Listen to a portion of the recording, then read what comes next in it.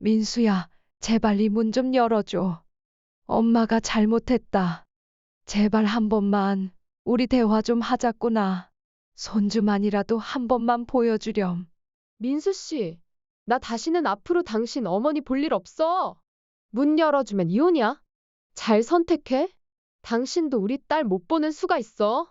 나야? 아니면 당신 엄마야? 여러분, 어쩌다가 영순 씨는 아들 집 앞에서 이렇게 빌고 있는 상황이 된 걸까요?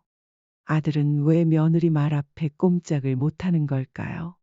자, 오늘 사연 시작합니다.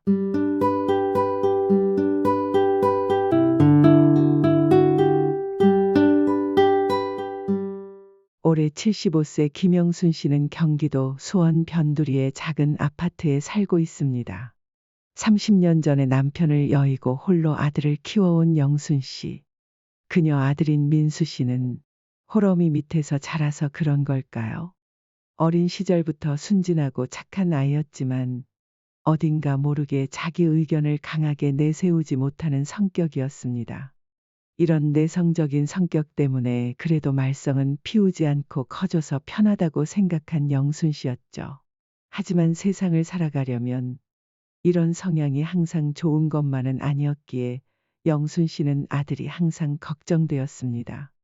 성인이 되어서도 아들 민수 씨는 여전히 다른 사람의 의견에 휘둘리는 경우가 많았습니다. 그는 크고 작은 결정을 내릴 때마다 항상 엄마에게 물어보곤 했죠. 그러던 민수 씨는 직장 생활을 시작하면서 소영 씨를 만나게 되었습니다.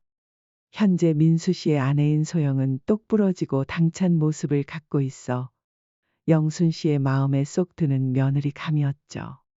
소영은 대기업에서 일하는 커리어 우먼으로 결혼 전부터 민수를 철저하게 리드하는 듯 했습니다.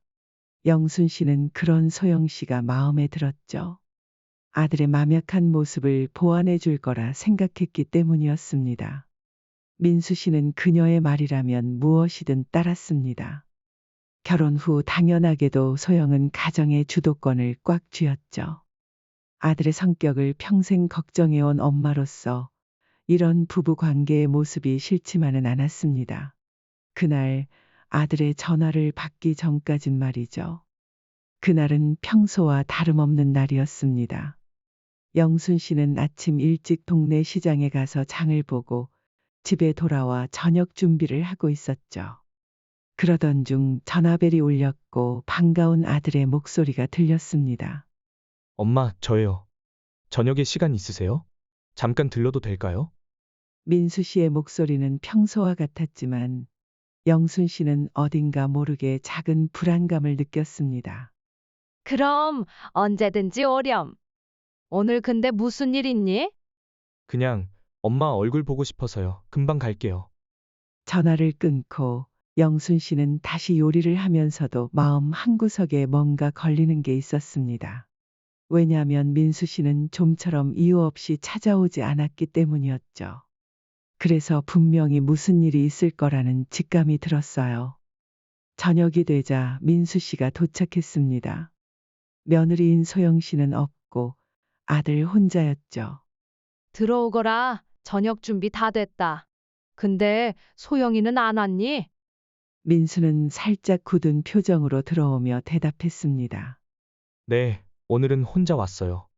엄마랑 얘기 좀 하려고요. 엄마와 아들은 식탁에 마주 앉았고 민수 씨는 깊은 한숨을 내쉬며 입을 열었습니다. 엄마, 사실 요즘 소영이한테 많이 혼나요. 특히 경제적인 문제 때문에요. 싸우는 것도 아니고 혼난다고? 무슨 잘못한 게 있니? 민수 씨는 고개를 저으며 말을 이어갔습니다. 소영이가 제가 엄마에게 드리는 용돈 때문에 많이 힘들어해요. 그래서 소영이가 이런 말을 했어요. 당신 어머님한테 계속 돈 보낼 거면 나랑 이혼할 생각하고 보내. 아니면 엄마한테 주는 돈 완전히 끊고 우리 가정만 지켜. 선택해? 나 더 이상 못 참아. 정말 그렇게 말했단 소리야? 영순 씨는 그 말을 듣는 순간 머리가 하얘졌습니다. 아들이 이런 상황에 처해 있을 줄은 꿈에도 몰랐기 때문이죠. 엄마, 나 정말 어떻게 해야 할지 모르겠어요. 소영이도 이해가 가고 엄마도 이해가 가요.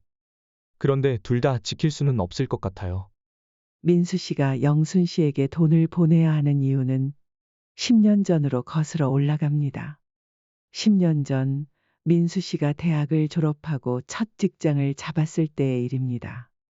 남편이 세상을 떠난 후부터 쭉 생계를 유지하기 위해 힘든 일을 마다하지 않던 영순 씨는 일을 하다가 한쪽 다리를 크게 다쳤습니다. 그래서 더 이상 일할 수 없게 되었죠. 그때 마침 직장에 들어간 민수 씨가 나서서 말했습니다. 엄마, 이제 제가 벌 테니 걱정 마세요. 엄마가 절 위해 평생 고생해 오신 거 이제부터 제가 평생 갚을게요. 그 후로 민수 씨는 매달 150만 원이 넘는 돈을 영순 씨에게 보내왔습니다. 150만 원은 절대 작은 돈이 아닙니다. 그런 돈을 매달 받는 영순 씨는 아들에게 고맙고 미안하기도 했지만 그 돈은 영순 씨의 생활비였고 병원비였고 영순 씨의 유일한 생명줄이었죠. 그래서 아들 너 생각은 뭐니? 아들에게 조심스럽게 물었습니다. 민수는 눈물을 글썽이며 말했습니다.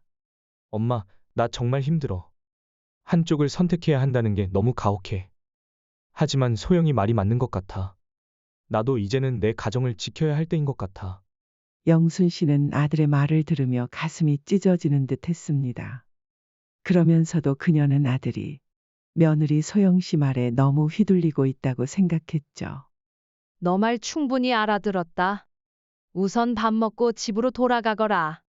엄마도 이제 앞으로 어떻게 해야 할지 생각 좀 해봐야겠구나. 그날 밤 아들은 밥을 먹고 집에 돌아갔습니다. 영순 씨는 아들 결정을 존중하기로 했지만 마음 한 구석에는 깊은 상처가 남았죠. 돈을 안 준다는 말은 엄마한테 죽으라는 말이야 라고 턱끝까지 올라온 말을 겨우 참은 영순 씨였습니다. 그날 밤 영순 씨는 아들의 고민과 며느리의 강경한 태도가 머릿속을 맴돌아 잠을 이룰 수가 없었습니다. 아들의 이런 처지가 본인 때문 같아 미안한 기분이 들었기 때문이었죠. 하지만 아무리 그렇다 해도 며느리의 태도는 너무 예의가 없단 생각도 떨치기 어려웠습니다. 며칠 후 결국 영순 씨는 아들 내외 집을 방문하기로 결심했습니다. 서로의 입장을 이해하고 현실적인 해결 방안을 찾아보고 싶었기 때문입니다. 아들 집 앞에 도착하니 문이 열리고 며느리는 영순 씨를 당찬 모습으로 맞이했습니다. 어머니, 무슨 일이세요? 갑자기 오셨네요. 그래, 소영아. 우리 잠깐 얘기 좀 할 수 있을까? 며느리는 고개를 끄덕이며 거실로 안내했습니다. 민수는 퇴근 후에야 돌아올 것 같았습니다. 둘은 식탁에 마주 앉았고 영순 씨는 조심스럽게 말을 꺼냈습니다. 소영아, 민수한테서 얘기 들었어. 너가 내가 닮아다 받는 생활비 때문에 많이 힘들어하고 있다는 거. 하지만 그 돈이 없으면 어미는 살아갈 수가 없단다. 다른 해결 방법이 없겠니? 소영은 한숨을 쉬며 대답했습니다. 어머니, 저도 어머니가 얼마나 힘들게 살아오셨는지 알아요. 하지만 저희도 이제 저희 가정을 꾸려야 하고, 저 이번에 임신도 했어요. 그래서 이제 제가 곧 육아휴직에 들어갈 건데, 그러면 민수 씨가 혼자 벌어오는 돈으로는 저희 생활도 빠듯할 것 같아요. 아이가 생겼다고? 그랬구나. 그래, 그런 거였어. 너희도 이제 시작인데 내가 너무 기대었나 보다. 영순 씨는 아이를 임신했다는 소영 씨의 말을 들으니 더 이상 기대면 안 되겠다고 생각이 들었습니다. 엄마가 되면 어떤 책임감이 드는지 누구보다 잘 알고 있는 영순 씨였으니까요. 그때 마침 아들 민수가 퇴근하고 집에 들어왔습니다. 엄마, 여기 웬일이세요? 그냥 소영이랑 얘기 좀 하려고 왔어. 민수 씨, 마침 잘 왔어. 내가 어머님을 미워하는 게 아니야. 그냥 우리가 좀 더 여유로워지면 그때 다시 용돈도 드리고 도와드리자. 지금은 우리가 여유가 없어. 적어도 아이가 좀 자라서 내가 다시 일을 하게 되는 날까지만이라도 말이야. 민수 씨는 이 말을 듣고 그제서야 어머니가 자기 집에 온 이유를 가늠할 수 있었습니다. 민수 씨는 머리를 감싸며 깊은 한숨을 내쉬었죠. 그래, 소영아. 나도 그 부분에 대해서는 너 말이 맞는 것 같아. 하지만 엄마도 생각해야 해. 그때 영순 씨는 아들의 말을 가로막으며 말했습니다. 민수야, 걱정 말거라. 이애미가 소일거리 정도는 찾아서 할 수 있을 거야. 어미 걱정 말고 소영이에게 잘하거라. 여자는 임신하면 몸도 마음도 힘들어. 너가 잘 보살펴야 해. 영순 씨는 그날 그렇게 말하고 곧장 집으로 돌아왔습니다. 그리고 앞으로의 길이 결코 쉽지 않을 것을 스스로 알았습니다. 10년 넘게 일을 안 하다가 갑자기 자립할 수 있는 방법을 찾아야 했으니 말이죠. 그날 이후 영순 씨는 생활비를 크게 줄여가며 자립할 방법을 모색했습니다. 그러다 이런 영순 씨의 상황을 알고 평소 친하게 지내던 이웃집 박씨 할머니가 소개해준 소일거리가 작은 희망이 되었습니다. 영순 씨, 요즘 생활비가 많이 부족하다면서? 내가 아는 아가씨가 작은 공예품을 만드는 일을 하는데 보조가 필요하대. 바느질만 좀 할 줄 알면 된다던데 한번 해볼래? 소개 좀 시켜줘요. 아이고, 내가 지금 가릴 처지가 아니야. 정말 고마워요. 영순 씨는 그 제안에 고마움을 느끼며 일을 시작했습니다. 작업실로 출근하여 공예품을 만드는 보조일에 매진했죠. 처음 보조로 일할 때는 작은 월급을 받았지만 시간이 지나 영순 씨도 자신만의 공예품을 만들어 납품하는 실력까지 늘었습니다. 그리고 납품을 할 때마다 보너스 돈을 더 벌 수 있었죠. 사장은 능력 있는 젊은 여자였습니다. 그녀의 이름은 은지였고 나이가 영순 씨와 많이 차이 났지만 둘이서 작업실에 앉아 하루 종일 일하는지라 금방 친해졌습니다. 은지는 영순살을 친절하게 도와주며 작업에 대한 조언도 아끼지 않았죠. 어느 날 은지가 영순 씨에게 물었다. 할머니, 아드님과 며느리분은 잘 지내고 계시죠? 응, 둘 다 잘 지내고 있어. 소영이가 이제는 만삭이라서 요즘은 민수가 더 고생하고 있지. 은지는 미소를 지으며 말했습니다. 저번에 봤을 때 소영 씨 가방이랑 옷이 정말 예쁘더라고요. 할머니, 소영 씨가 패션 쪽을 좋아하시나 봐요. 영순 씨는 잠시 멍해졌습니다. 며칠 전 민수 씨와 며느리가 어머니가 만든 공예품을 사고 싶다며 작업실을 찾아온 적이 있었는데 그때 본 모습이었죠. 그래? 난 패션 같은 건 잘 몰라서. 소영이가 예쁜 옷을 입는 건 알지만 그게 특별한 건지는 몰랐어. 은지는 고개를 끄덕이며 말했습니다. 네, 소영 씨가 입는 옷이랑 가방 전부 명품이에요. 특히 그 가방은 최근에 연예인이 들고 나와서 구하기 어려운 제품이거든요. 저도 그 가방 사려고 해봤는데 너무 비싸서 꿈도 못 꾸겠던걸요. 그래? 얼마나 비싸길래? 우리 은지 씨 돈 잘 벌잖아. 그래도 부담될 정도였어? 요즘 명품 가방이 얼마나 비싼데요. 그리고 그 가방은 명품 중에 명품이에요. 에르메스라는 가방인데 한 1,500만 원 했었나? 아, 그런데 할인했을 때 가격이 그 정도였으니까 1,800만 원 할 것 같은데요? 뭐라고? 가방 하나에 그렇게나 비싸다고? 그 말을 듣고 영순 씨는 충격에 빠졌습니다. 민수와 소영 씨는 분명 경제적으로 힘들다고 했는데 소영 씨가 명품을 사치스럽게 입고 다녔다니 이 사실을 어떻게 받아들여야 할지 영순 씨는 혼란스러웠죠.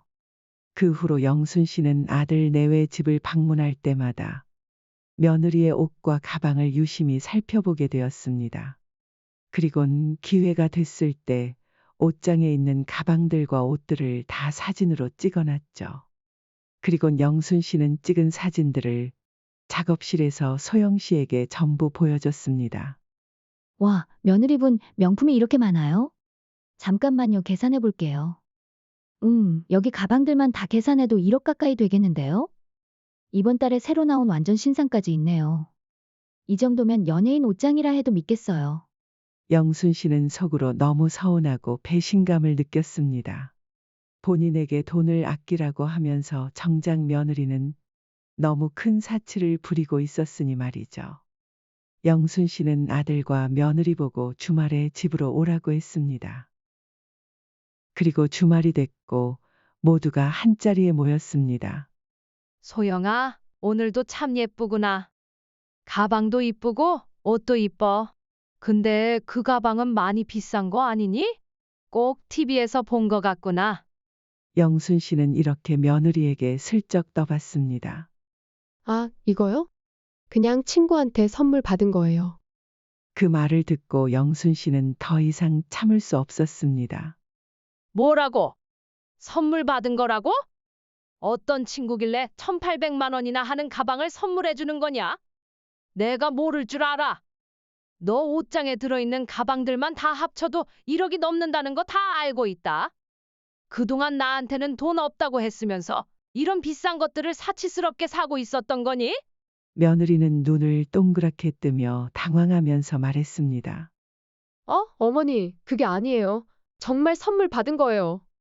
민수야, 너도 알고 있었니?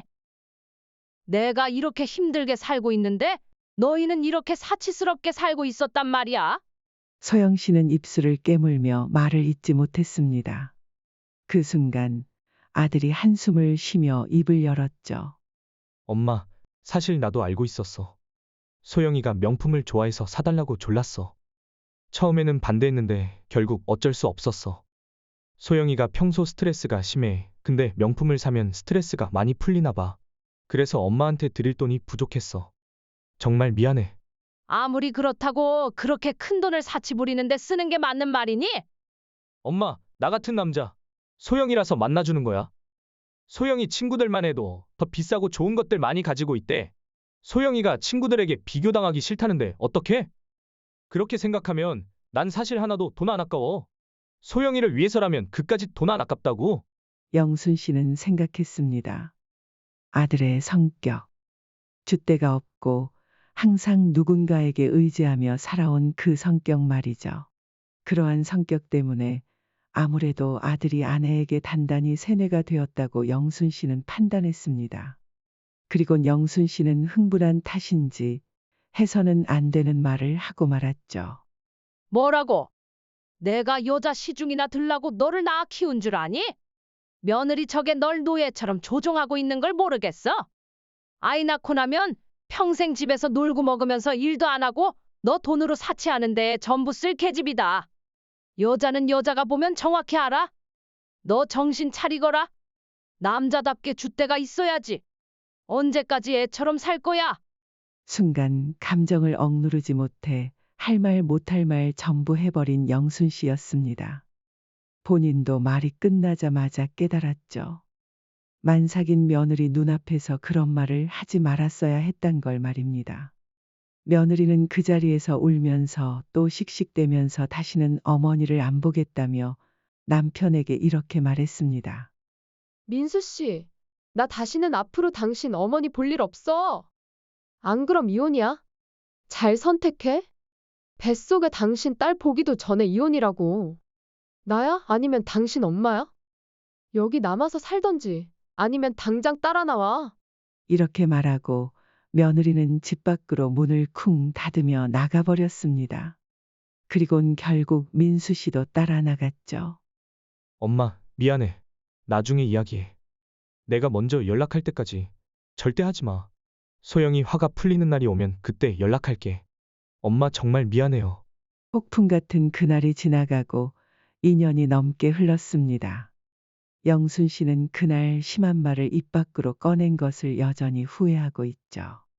그날 이후로 몇 번 전화를 해봤지만 둘 다 절대 받지를 않았습니다. 집을 찾아가도 문을 안 열어줬고 며느리는 심지어는 경찰을 불러 영순 씨를 쫓아내기까지 했습니다. 그래서 영순 씨는 아직 손자딸도 한 번 못 본 상태라고 합니다. 영순 씨는 요즘도 침대에 누워 아들이 생각날 때면 울면서 잠에 듭니다. 2년 동안의 극심한 스트레스 때문이었을까요? 최근 영순 씨는 머리가 깨질 것 같이 아파 병원에 갔습니다. 김영수님, 진료방으로 들어오세요. 이게 김영수님의 머리 MRI 결과입니다. 여기 검기에 보이는 부분 보이시죠? 뇌종양이에요. 뇌종양 사기입니다. 당장 빠른 시일 내에 수술을 하셔야 합니다. 수술 날짜 잡으시고 보호자와 같이 동행하셔야 합니다. 보호자요. 수술하는데 보호자가 필요하나요? 예, 큰 수술이라서 보호자가 필요해요. 수술 날에는 자식들 중 하나랑 같이 오세요. 뇌종양 사기라는 판명을 받은 영순 씨. 그녀는 뇌종양이라는 큰 병에 걸렸음에도 보호자 동반이라는 말이 더 슬퍼 집에 돌아가는 길 아들 생각에 펑펑 울며 집에 갔습니다. 올해 78세인 영순 씨는 죽는 건 두렵지 않다고 하십니다. 그저 수술대에 올라가기 전에 아들과 손주를 한번 보고 싶은 게 꿈이라고 합니다. 여러분 오늘의 사연 어떻게 들으셨나요? 여러분은 영순 씨의 상황이 어떻게 보이시나요? 물론 영순 씨가 말실수를 하긴 했지만 저는 며느리가 참 너무하다라고 생각이 드네요. 꼭 좋은 소식이 있기를 기원합니다. 여러분 끝까지 들어주셔서 감사합니다. 이상 노후챙김이었습니다.